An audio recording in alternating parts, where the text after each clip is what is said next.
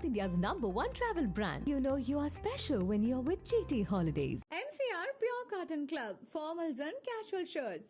Darling AC திருவிழா இந்தியாவிலேயே மிக குறைந்த மாத தவணையில் AC.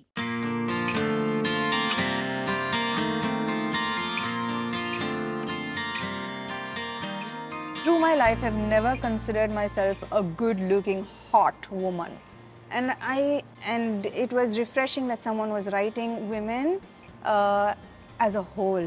Because it's a male-dominated industry, it's so skewed towards writing female characters from a single lens.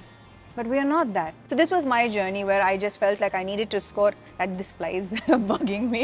I think it's Honey, no. Yes. This joke never ever leaves me.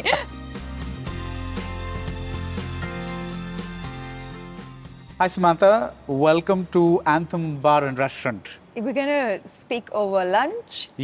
Some food, I think. Yeah. So yeah, That's nice. I think that's coming. So good afternoon, sir. Yeah. This is cottage stick, like a Oh, this is cottage steak. You're vegetarian? Rice. Yes, I am. unsalted with. And there's broccoli. Because I'm also on a diet. You're on a diet? And it's working for you? It's working for me. Hey, you look very good. I mean, I met you many years ago and you look exactly the same. So Oh, really? really not aging. The whiteness has come in. So that's kind of... That can be fixed in an instant. You know, I'm against the fixing. Oh, you are? I'm a certain age. Why am I going to hide it? I know, actually. I also like myself aging. And there's your... It's grilled chicken plate, Okay.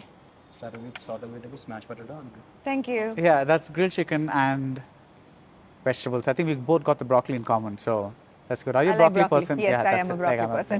So here's to broccoli. Broccoli. Yeah.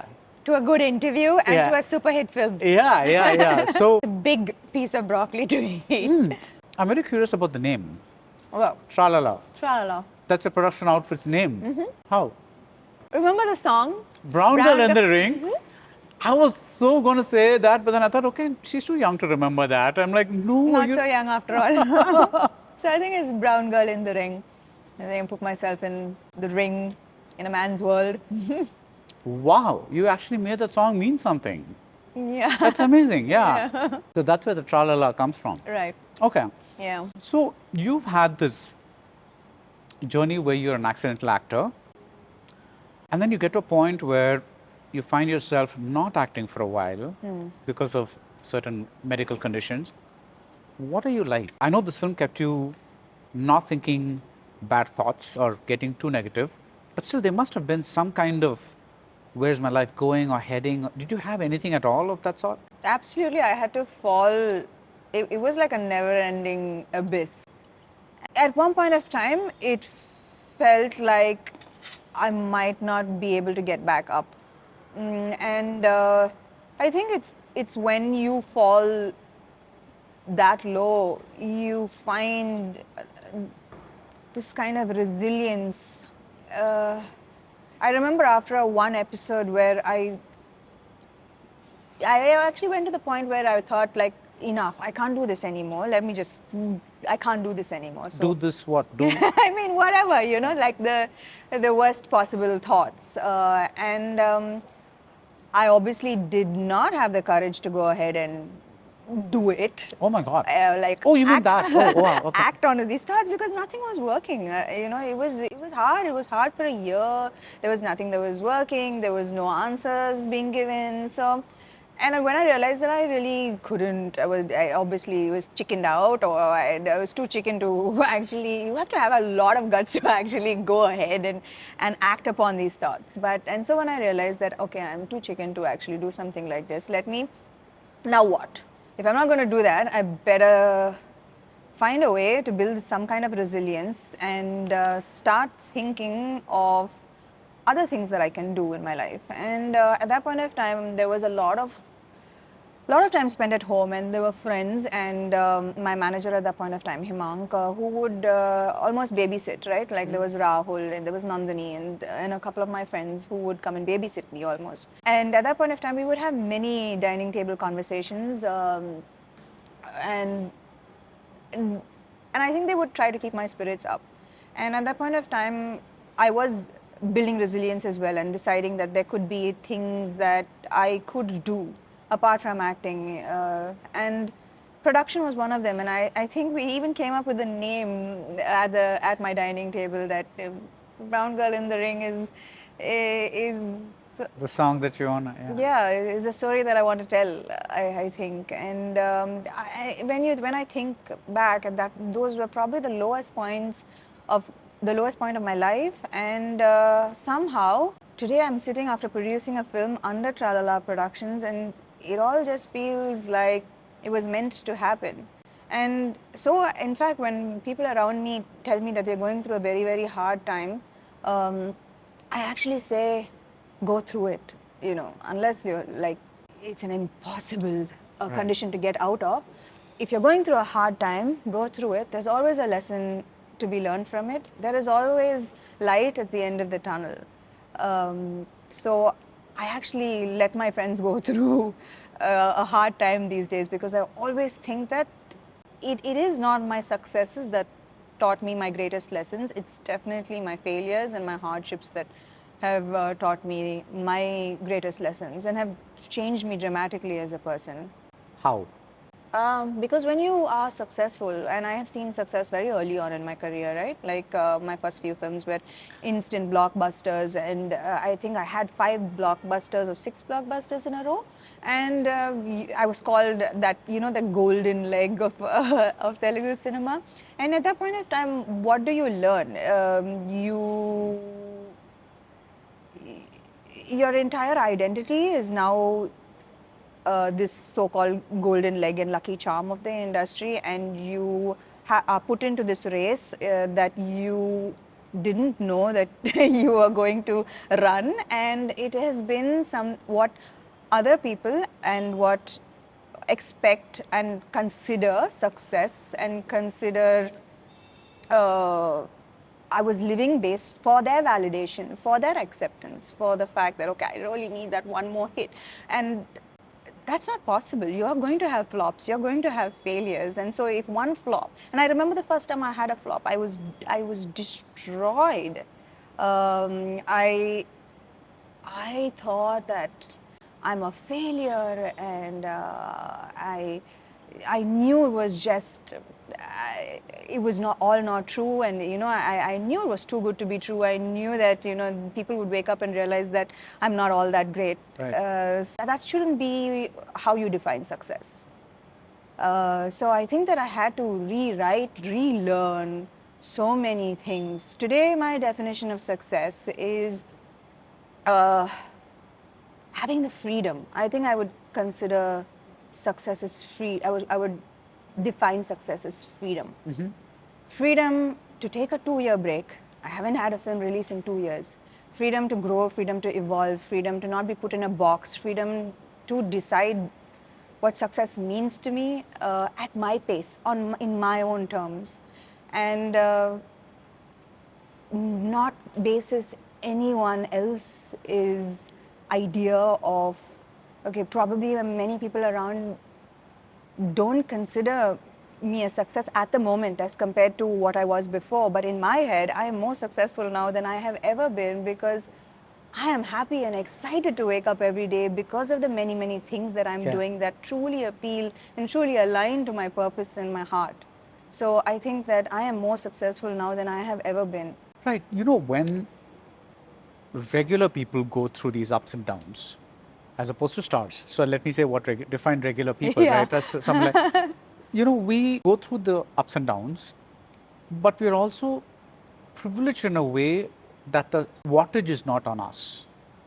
But when Samantha has personal life difficulties or issues, or when Samantha has health issues, or when Samantha has whatever it is, it's all news. It's all out there. So not only do you have to deal with these issues at your internal level, you're also having to deal with it being splashed everywhere. It's almost like your life has become entertainment, or your troubles or your problems that doesn't happen with regular people. Right. So even though the light at the end of the tunnel, that analogy is very apt, and thank you for saying that. It's a little different for somebody who's under the constant limelight glare.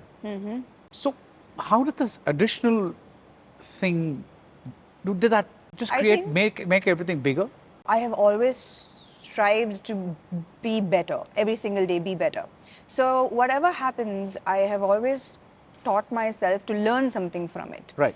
And being bashed around in the media, sorry to say, but it's the truth. I took that as a challenge as to how patient can I be? And I've said this before, I've struggled my entire life with validation. Right. The need to be validated, the need for people to see, to understand my point of view and my perspective. So this was in some sort of way a lesson to me that can you not accept if someone has a wrong idea or wrong opinion of you? Can you just not just accept their wrong opinion? Can you not fight the urge for acceptance? Isn't that a lesson that I've been trying and working on my entire life, to reject this need for constant validation? So I think in some sort of way that is a lesson to be learned as well, that there are a lot of things said about me every day, constantly, and can I not accept it, that people's opinions differ from reality or mine? I don't need everyone to love me. But this is not an opinion. This is almost like people deriving entertainment out of somebody's. But there are also a lot of people who derive strength from my honesty and the fact that I put everything out there for everyone to see. I think sometimes that's what people need as well. As actors, fair enough, we are always judged, Right. and we have to put up this extremely curated, perfect front because that's what people expect. And when you show any sort of a vulnerability, you are attacked and judged for it, and it can be hard.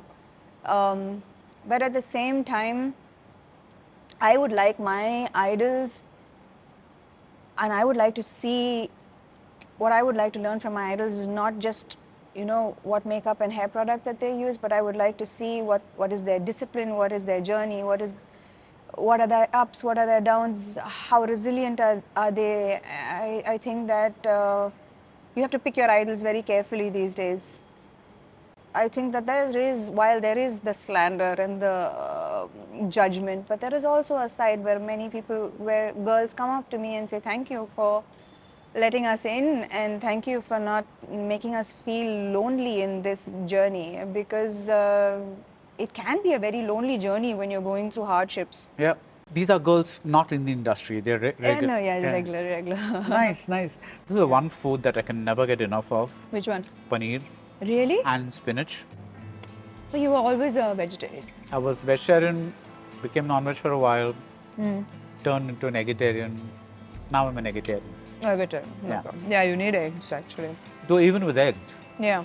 I recently read an article that said that are eggs the most overrated superfood? And I'm like, dude, Definitely don't not. kill- Yeah, don't kill this don't also. kill this. Yeah, please. I'm like already running out of options to eat. This is bad and that is bad. And but one thing I'm happy about, I'm happy I grew up at an age where I didn't fear chips would kill me, or swear. I know. or that candy would be the worst thing ever, or sugar levels would spike, and you didn't I know. know. Like today, there are Today, like, teenagers. it's like they know everything.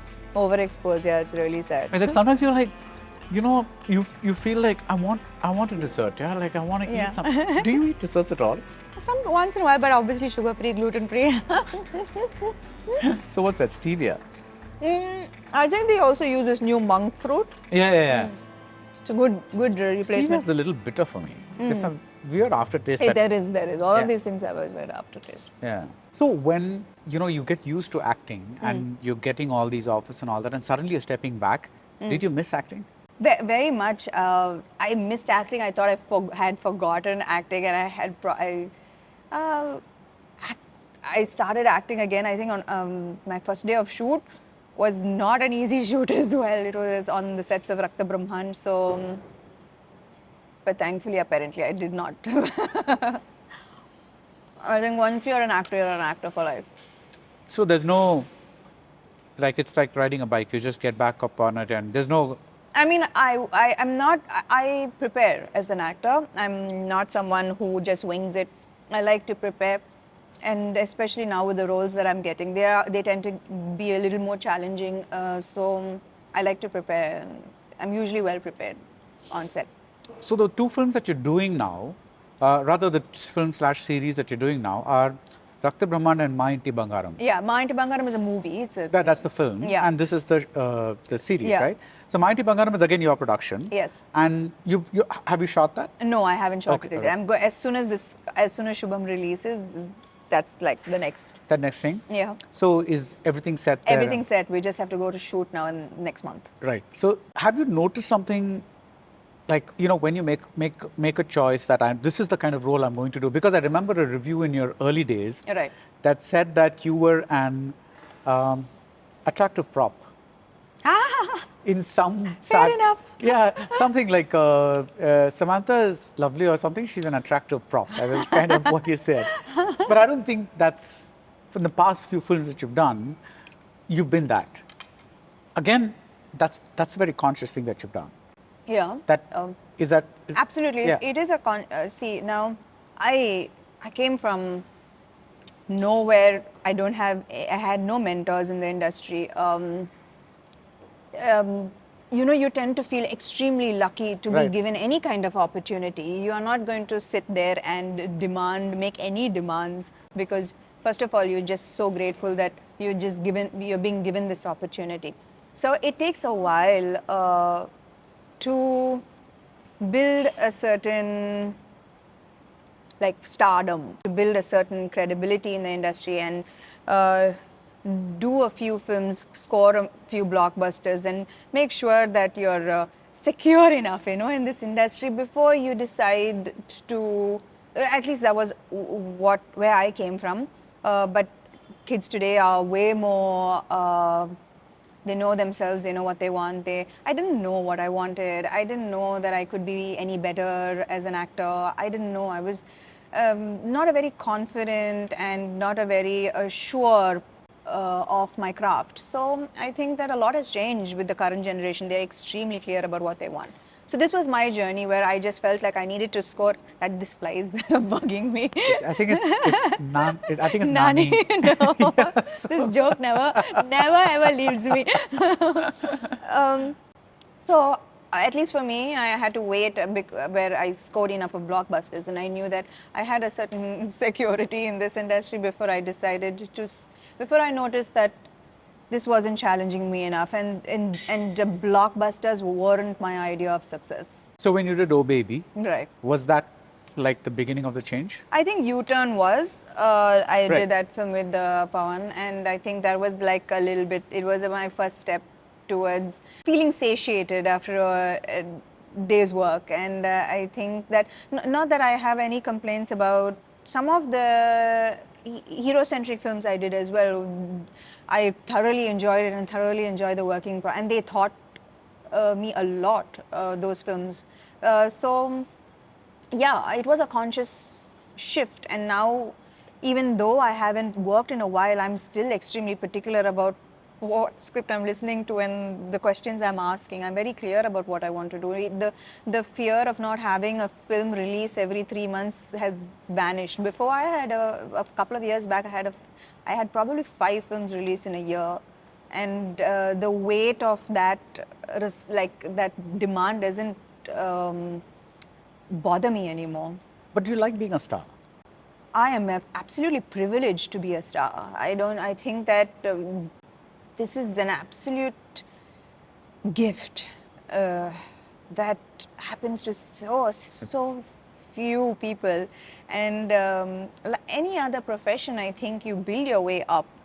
But with this profession, overnight you can become a star. And it certainly isn't just your effort and hard work. It has to be much, much more. I certainly believe that destiny has a part to play in it. I don't believe that this is just my hard work and my good decision making. So you're basically saying that we are all shaped by a force larger than us? I believe so. Okay. Now, let's not give that force a name. Yeah. But if that is so, I would genuinely like to hear your answer on why, whether it's a universe or whatever you want to call it, why do we need to go through the bad times along with the good times? Well, that's a complicated question, but like I said, that I've learned what I needed to learn, and my life has shifted drastically because of the bad times. And sometimes when you say universe, you tend to look outward, but I feel like that is within me. It was where I found my strength during these hardships. It was when I was the most connected to my inner self. So I think that you'll also cherish the good times way a lot more, when imagine like having 6 blockbusters in a row. What is one more blockbuster going to do for you? But do you tire of success? You don't, right? If you get the other blockbuster, you're going to be happier. Have you? So you Is it like having too much ice cream? You probably met like the biggest superstars. You probably interviewed. When you see them and when you meet them and when you talk to them, do you really think they're very, very happy, genuinely ecstatic and emphatic about life? Honestly. I sense an insecurity in some of them. Why? If they have so many blockbusters, why are they still insecure then? Because something could happen and they could lose their position. So that means it's so flimsy and so, I mean, when your identity is so attached to that Friday, is that success or is that happiness? I don't know. I question it. Yes, yeah, It's so fleeting. It's Friday and then Monday you have to move on, and then you're even more scared about, okay, now this is such a big blockbuster, I have to give something even bigger, right? So if you get stuck in that loop, you just go round and round and round. But how easy was it to snap out of that loop?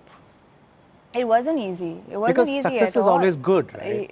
Yeah, but it can also, I also feel that sometimes when you, like from someone outside of the industry, I've come into this industry, and when you suddenly see such stardom, when you see the fans and the love, there are two ways that you can react to that. One way is to really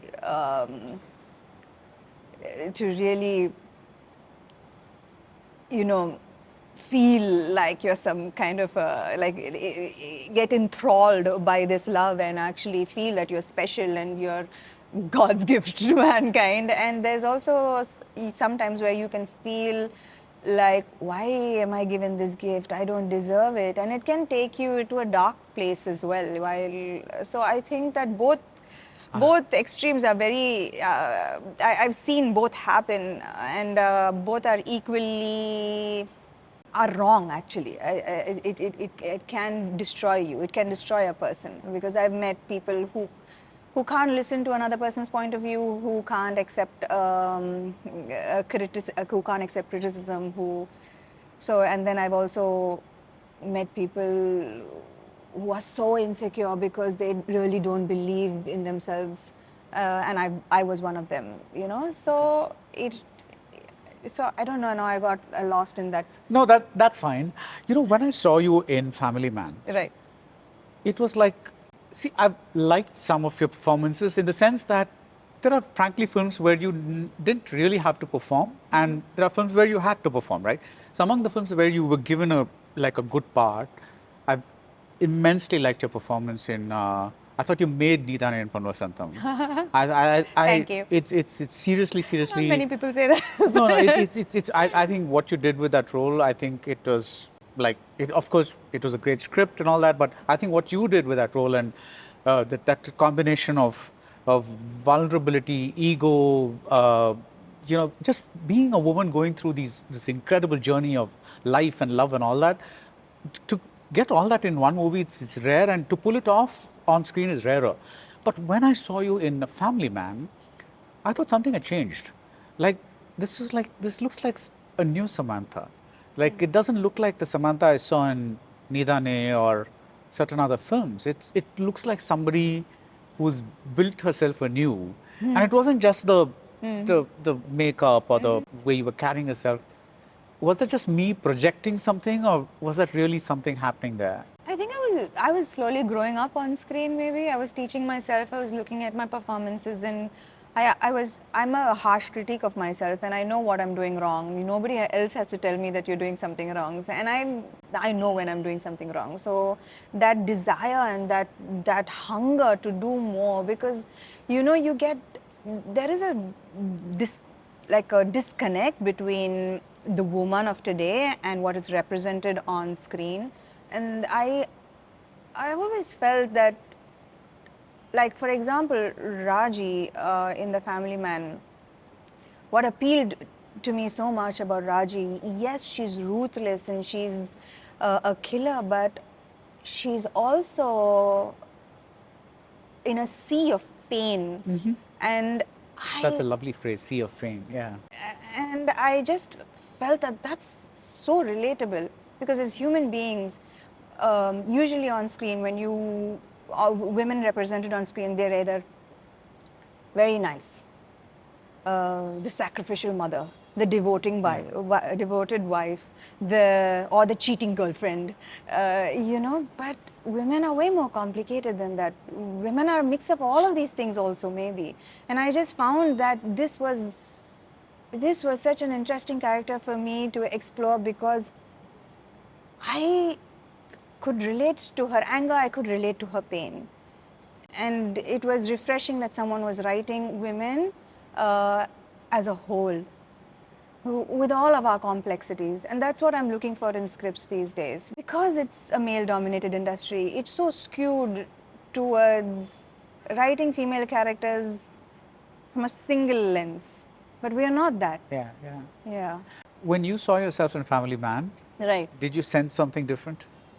Did you say, When I was tried to do performing- this and yes, I pulled it off? Is something like that? Yeah, I could feel the change when I was performing. Like, most of the takes were single takes. And in my previous years, I was always like learning my lines and then saying my lines. But I was never feeling it from the inside. I didn't know how to, because I was always so worried about getting the lines right. It was a shift that happened maybe in the last 4 or 5 years, where I wasn't concentrating on the lines really, but it was like every shot, has to come from the inside, and I have to believe in this character so others can believe in it too. And once I started making that shift, I think a little bit of my performances changed a tad bit. Yeah. Like, I think you have done good performances earlier, but something just is, like, maybe you say you feel them and, it comes across that way. But on the other hand, when you do something like Ooh Antava in Pushpa, right? Right. It's a big hit and all that, but something in me told me that Samantha is not just doing this because it's going to be fun and it's going to be a dance item or whatever it is, but something in Samantha is making a statement through this song. Am I right about that? As much as people love to think that I do things to make statements for other people, but I more often than not do it to challenge myself. Okay. So I, through my life, have never considered myself a good-looking, hot woman. And I think that Ooh Antava was an opportunity for me to see if I can fake it and pull it off. And I have never done that before. So it was honestly a challenge to myself. And I was only going to do it once, because it was just a challenge that I needed to, I accepted this challenge and I went for it. So when it came to you, you were like genuinely surprised? I was, who thinks of me for, for a special song? I mean, and also for something where you have to look really hot. I mean, I was always playing the cute, bubbly, next door, demure. And this was not just about the dance. It was, in fact, there weren't even many steps. It was about the attitude and the fierce, confident, comfortable in her sexuality, kind of, which all of these I am not. But this is a statement. Yeah. So I'm not saying you're making it like a statement for the public, but this is a statement. Right. What you just described to me is a very, very impressive reason for doing an item song. So yeah. So Yeah. you thought through it is what I'm trying to say. Absolutely, because Yeah. the people around me at that point of time, not usually I have like a mixed reaction to the decisions I'm making. Some people around me will tell me like, yeah, go for it. Some will say, like, I remember Super Deluxe, there were like few of them who said, no, why do you need to do Oh, this? there's another good performer.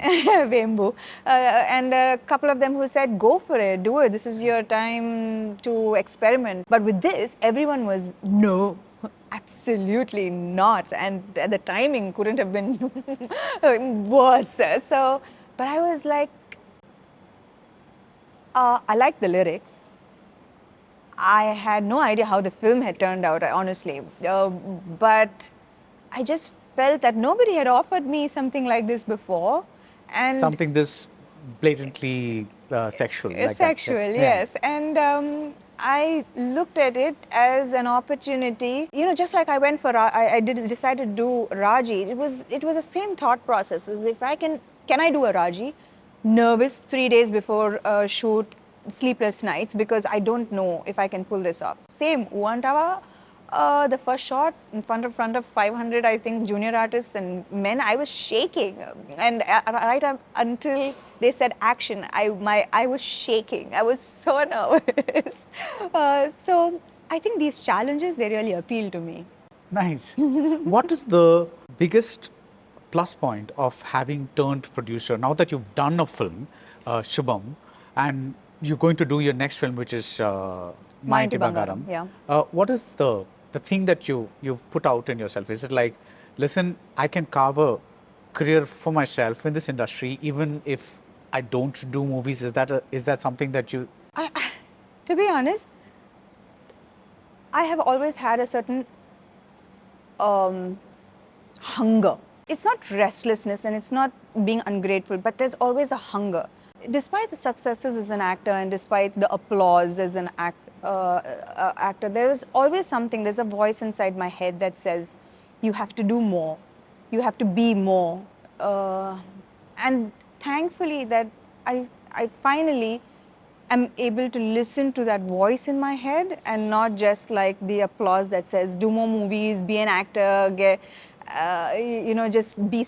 I think your gut is so used to this safe space of being an actor and it says just stay in your lane, stay in your lane. But the voice inside of me is growing louder and louder saying that you have to do more, you have to be more.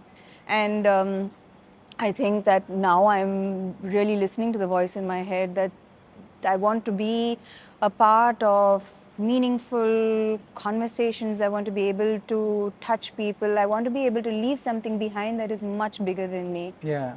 I noticed that you did one thing. There were a bunch of people outside this restaurant. Right. And they asked me if they could take a picture with you. Right. And so I said, awkward request, there are people outside, they want to take a picture with you. And you didn't hesitate at all. You said, of course. And then you just took a picture with them. I actually don't ever say no to pictures. Okay. I remember this. Because it can become a little like, if everybody starts saying, one picture please, one selfie please, one, it can get a little overwhelming. But they are the people who made you who you are. I remember just recently in December, I got a call in the morning from my mom that my dad had passed, and I had to take the first flight out of Mumbai to Chennai, and I was in shock because I hadn't spoken to my dad in a while, and I was in shock and I was kind of frozen on the flight and without much reaction. And I remember that there were quite a few people who asked for my picture, and I remember standing in the picture, taking all these pictures and smiling, because when you tell them no, they really don't know what state you're in, and they might feel it takes a lot of courage for people to come forward to you and say, can I take a picture?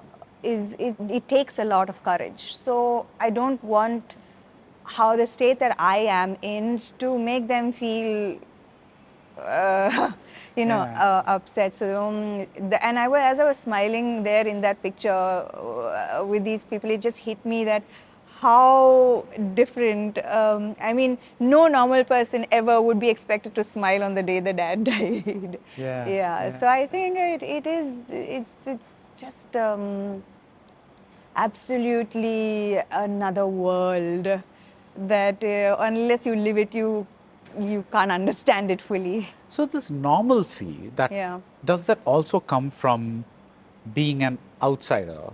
Because a director told me once that, obviously don't want to take the name of the director, Right. but he told me once that in every industry, there are insiders and there are outsiders. Insiders are the one born in film families, and the outsiders, even if they make it to the top, like you have, they are always part of the outside group, and they never let inside that charmed circle or whatever it is. Have you found this to be true? Yeah, I think I consider myself an outsider still. See, but the thing is, again, just like I just mentioned, you never know another person's life. You will never know. Divin. So, these cliques, these circles, I'm not part of their circles, so I wouldn't know what their thought process is, and I can't fully comment on it. But I have always considered myself an outsider. And my friends are still friends from school and college, and not many industry friends. I like to keep it that way. So I can't fully comment, but at least with Shubham and with Tralala, a long time ago, someone took a bet on me. Someone gave me an opportunity, Gautam sir. He could have had any top hero for EMI Chaser. They would have stood in line to be a part of his projects. But he took a risk on me. And I want to be able to do that as well. He taught me that. And it is my responsibility to do that for others as well, which is why I was very sure that my first production I wouldn't be the actor in my first production. Right. It was a very conscious decision that I cannot produce a film with me as the lead in it as the first film. So yeah, so it's with a bunch of newcomers. Nice. So there's this brand new production that you're out with, a Right. brand new person, I guess, after all that you've Brand new been through. person. No, because you've been through a lot. Yeah, It's like that's shedding true. skin sometimes. Oh, and, it is. I think, yeah, you're right, actually. like, because it's not that you've internally changed, but sometimes, things have a way of making you take Grow a up journey. faster, maybe. Yeah. Yeah. So yeah, thank you so much, and all the best. Thank you so Yeah. much. South India's #1 travel brand. You know you are special when you're with GT Holidays. MCR Pure Cotton Club, formals and casual shirts. Darling AC திருவிழா இந்தியாவிலேயே மிக குறைந்த மாத தவணையில் AC